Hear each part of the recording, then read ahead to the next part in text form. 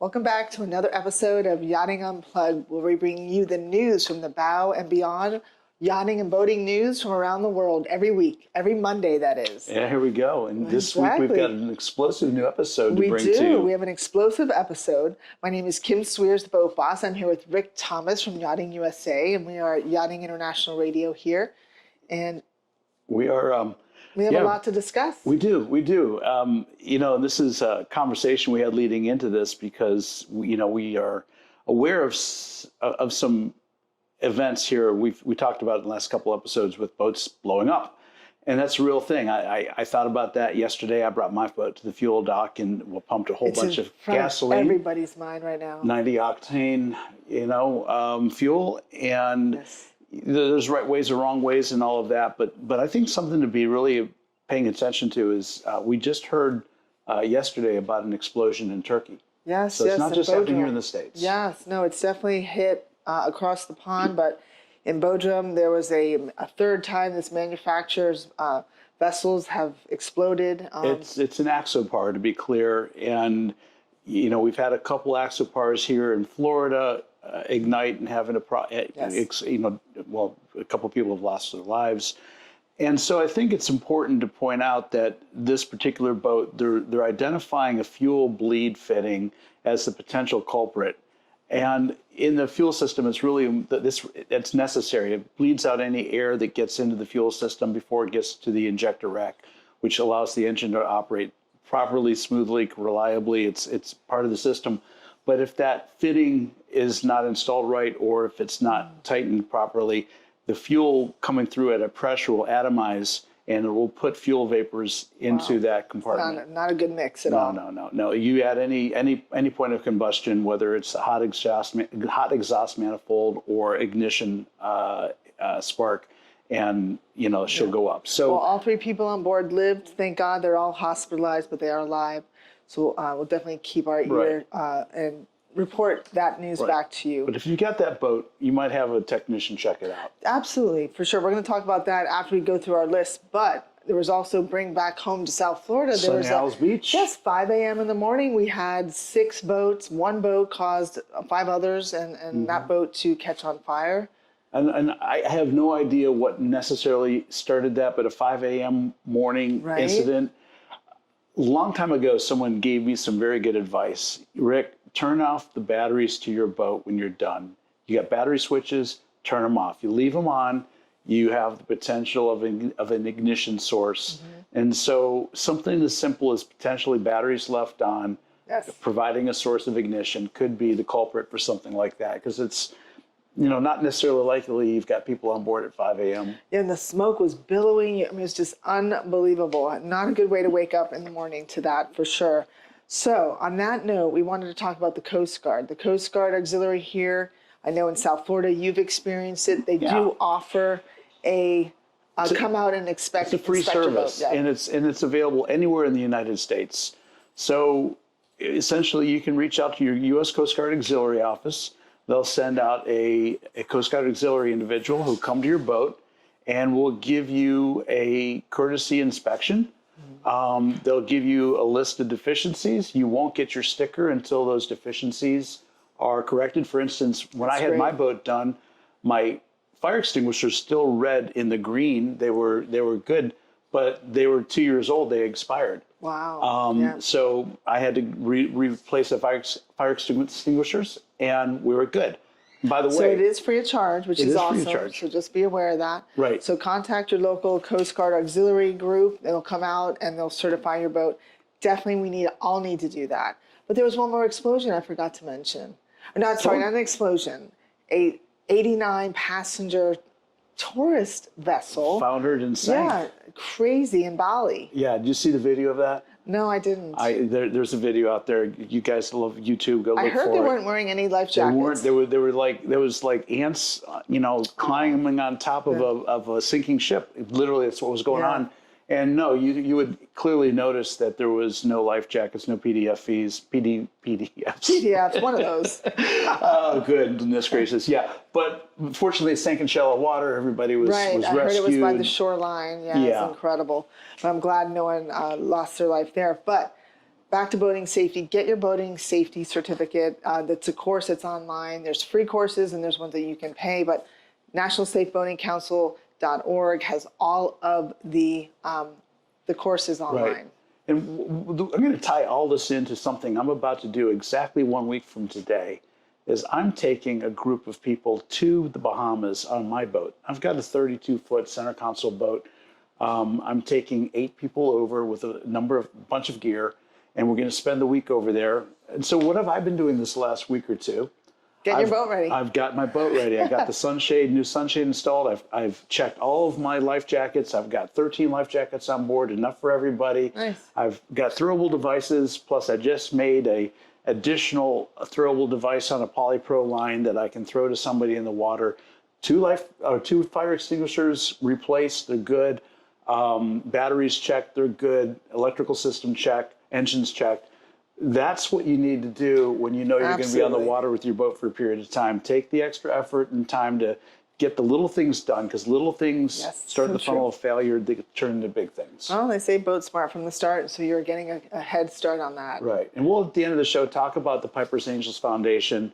It's a great cause to donate to. It's something I do every year. This will be our 4th trip over.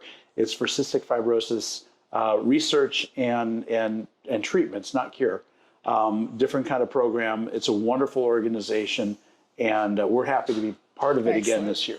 Well, summertime means lots of sun and fun. Exactly. It also means skin cancer awareness. So, folks, get protection, wear the protection, get checked. Obviously, I see you have some issues going on. Just this last week, I went back to my derm. I go twice a year. He told me that anybody living here in South Florida with the exposure we have, over time, you're going to get these things. And if you get ahead of them right away, they become a non-issue. You end up with a little war wound, a little reminder of the fact that you have so much fun in the sun. But yeah, it's really important to get checked. Super important. All right, moving on to market news. We have a lot of good stuff coming on. I saw some great news this week. Motor Yacht Luna. I love that boat. Right? Is on the market. I love it. 114 meter, 374 feet. She was built by Lloyd Worth in Germany. Yes. I was part of that build. I'm happy to say I worked with some great people over in Germany while I was with Nautical Structures. Cool thing that this is a Northern European German-built expedition The yacht. second largest one in the world. Amazing boat. And this got some really cool, made in the USA equipment that was made right here in Florida and shipped to Germany. And it's just a really cool boat. It's a go anywhere yacht that can bring you expedition, 2 helidecks on board. Right, yeah. And it has 9 staterooms and accommodates 51 crew members. That's massive. Yeah, no, it's a big boat. It's a big boat. And I heard it has a dance floor, a lot of great features. So that is on the market. And interesting story behind it. You know, it was caught up in a tumultuous divorce and then seized by the authorities, I believe, in Germany. So it's had a lot of history, but she's a beautiful boat and definitely one to look at, to consider. Yeah, talk to your broker, see if you can get that deal lined up. That's right. Call the boat boss. All right, moving on. We have the 119-meter Breakthrough built by Fedship. Van Lent shipyard. That one basically, I don't know if that's actually, it's been sold. Rumor has it was Bill Gates's boat, but it was recently sold to Patrick Dovigi, the CEO of Green for Life Environmental. He was a hockey player before he took that on. For $650 million, which is definitely. So another fun fact. Yes, tell me. Tristan and I were in Amsterdam in November for the Super Yacht Forum in the Mets, and a friend of mine that works with Van Lent invited us over. We got a stem to stern, top to bottom tour of that yacht.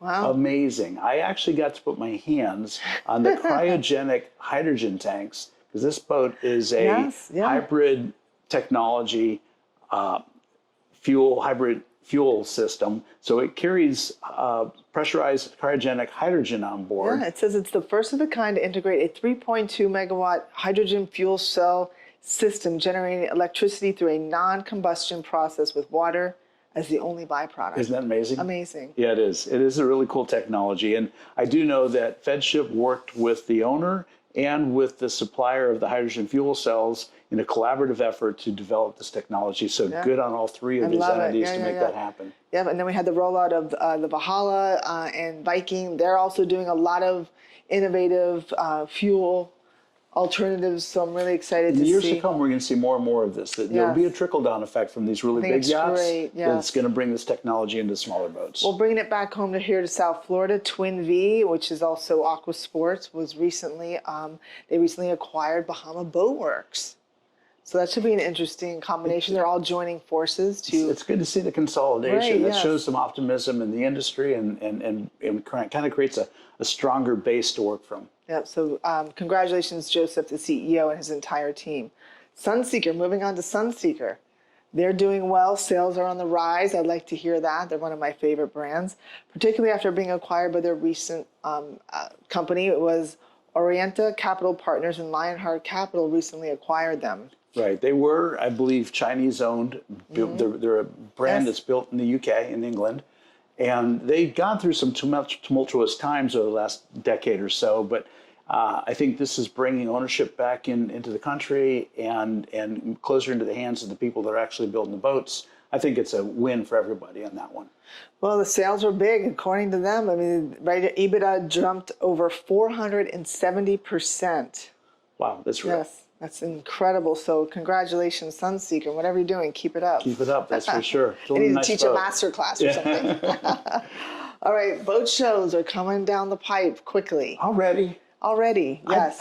Wow. I know, we're already talking about, the shows and who's going to be in it, who's not going to be in it. Yeah. The news, the Heeson group came out with, you want to share that? That was interesting. Yeah, they mentioned that in Monaco, is it this year Monaco? I believe it is. Okay. It said they were drawing for its on-land stands from the 2025. That's this year. Monaco and Fort Lauderdale boat shows. All right, I'll have to talk to Mr. Tom Conboy about that and see how he's going to be hanging out in Monaco this year. Right. But yeah, Heeson always had the anchor stand at the very end of that whole row of builders in Monaco. All the Northern European shipbuilders have their own section in the show.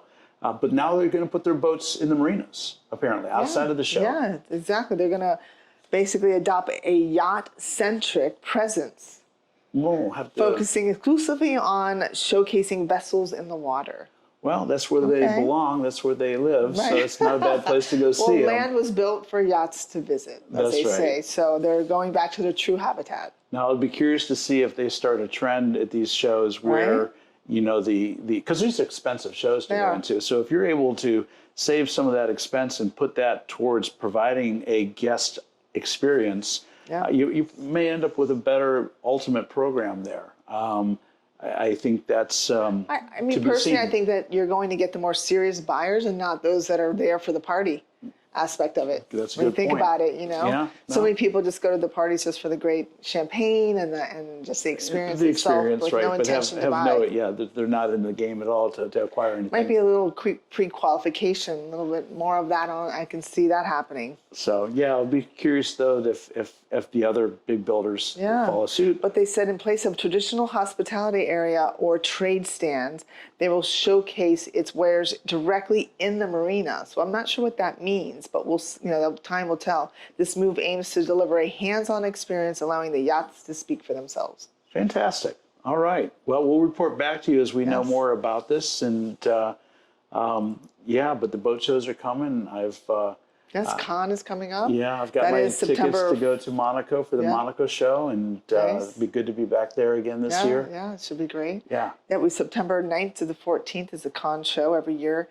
There's lots of boats there, 700 plus boats. That is a boutique show. 5 meters to 50 plus meters. Yeah, it's a more, I think it's a nicer show to visit. Kind of like Palm Beach is to Fort Lauderdale. Right. Con is to Monaco. Got it. Okay. Yeah.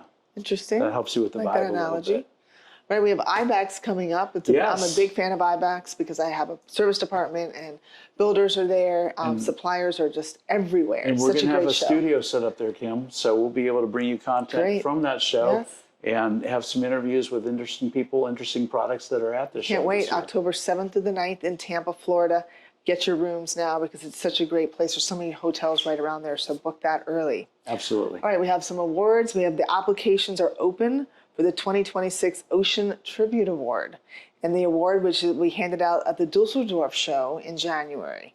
So it recognizes efforts in the marine conservation space. Love that. I know, right? Yeah. It's always good to pay it forward. Yeah. Well, I'm a big believer in that, as you know. That's right, I know. All right, people in the news. Let's do it. Let's talk about Right. Cox Marine. Cox Marine is a great company. They're an outboard manufacturer of diesel outboards, which is interesting. Yes. You know, they're built in the UK, I think. They are. Yeah. They are. And they're coming out with a 350 horsepower V8 right. outboard diesel motor. Yeah. The 300 horsepower has been like the sweet spot. Yep. There's another couple manufacturers that have been building a 300 horse. The 350 just takes it up a little bit. Yeah, it does. I repowered a tender, a yacht tender. It was a 38-foot Jupiter 2 years ago. Nice boat. With those engines, and really good performance curve, a lot of torque. Loses a little bit in the high end. We sacrificed 5 or 8 mile an hour speed, yeah. but at the end of the But day, when you talk about the fuel side of it, I mean, you're not carrying gas on a boat. boom! Right. This is an explosive show, right? Yeah. And that's well. The other piece of it too is if you're using your boats as a yacht tender, the yachts carry tens of thousands of gallons of diesel fuel bunkered.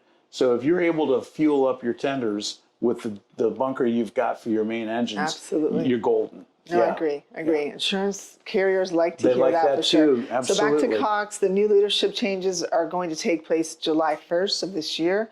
Current CEO Gavin Wesson will move into the role of non-executive chairman, which is interesting. He's going to continue to provide strategic oversight. And their current CFO, George Bramley, he will be moving into the chief executive officer role. So wish them both the best. All right, Gavin, and George, good stuff. Right, and James Eatwell, who has served in various technical roles during the decade he's been at Cox, has been appointed chief technology officer. So congrats to all three of them, and Cox, we only wish you the best. Fantastic. All right, well, what are you doing for Father's Day? What am I doing for Father's Day? I'm getting ready to go to the Bahamas. Okay, yeah, that's nice. Yeah, it's going to be fun. So let's share with the group, like if you were to, some dad gift ideas. You know what? We all need them.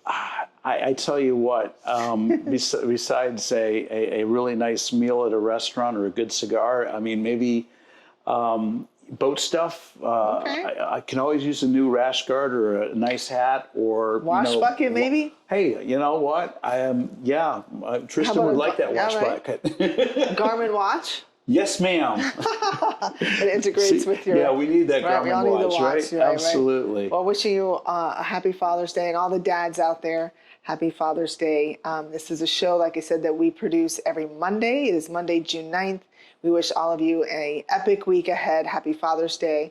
And whatever you do, always boat smart from the start, because it's not worth it to cut corners, right? No, not at all. And I'll be thinking of you guys while I'm in the Bahamas next week. We'll set up another show that we'll pre-record before I leave. Excellent. Okay. And we'll have some good, safe fun on the water. And if you have any news, folks, please reach out to Rick or myself on social. You can find us or just text us. I'm sure a lot of us, we're so out there. All you have to do is just Google us and find us. Yeah, if you've got something really interesting, talk to us. Maybe we'll bring you on the show one day. Absolutely. Yeah, we definitely need to address the fire explosions and things like that we've been really seeing every week on the news. We've got a special coming up. I'm not going to share too much yet, but I'm working with Resolve Marine. Excellent. And we're going to make a little demonstration. Okay. That should be explosive. I'll make sure I put my hair back, my glasses on. No, we're going to do that in the next couple of weeks. Okay, good. I'm excited for it. All right, everyone. Have an epic week, and happy Father's Day again to all the dads. And we look forward to seeing you on the water. Take care. Thank you. Ciao, ciao. Bye.